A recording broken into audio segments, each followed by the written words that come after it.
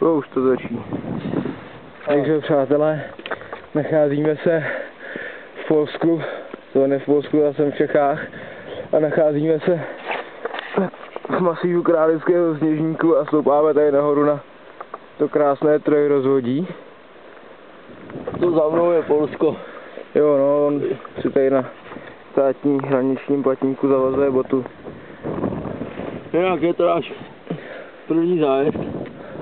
A myslíme, že se jako podařil. No, ale Martina pomohla trochu, no. Taky dostala cenu. Nejlepší. Nejlepší. A první den máme trošku hnusnějc. Že nevidíme slunce, který je teda někde tamhle. Asi mezi těma dvěma stromama, nebo taky ne. Teď se to dařilo, ale už je poslední den. Už je poslední den a za chvíli pojedeme s Jožom Pinkasem. Se nablížíme a za chvilku jsme v Praze. Ve 8 večer.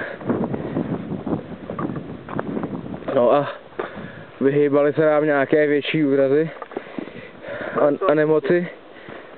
Až na to, že tady vylouch celou dobu sere.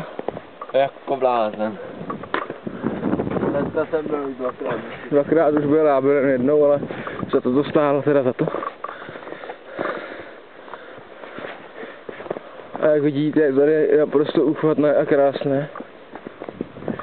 A jsme strašně smutní, že to máme daleko od Prahy.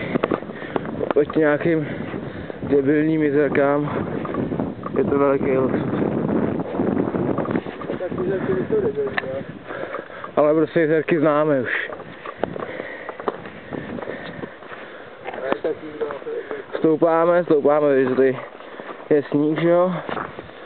Já povedl se to taky hlavně díky teplýmu kolegovi Rockyho tatíka. Jo, to teplý kolega Rockyho tatíka, ten nám to doporučil. A vlastně se jako na vedro si dosadně stěžovat nemůžem, bo v noci vždycky jako trošinku malinko mrzlo, trošku víc. Občas byli stejně namrzlí. Ale jako jinak v pohodě. Myslím, že založím na YouTube kanál World Travel Agency a budem tam dávat videoreporty ze všech takových povedených zájezdů.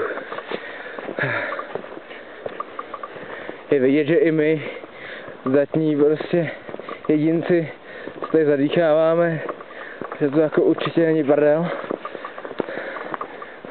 Tamhle je nějaký polský žínič. A vidíte, tady jsou prostě panoráma, to je jako kráva. No, já to vypnu a přihlásíme to zase až u Joža, nebo někde, nebo je čas. Joža, na 4, 15. No, nebo ve vyšeptaný tkány.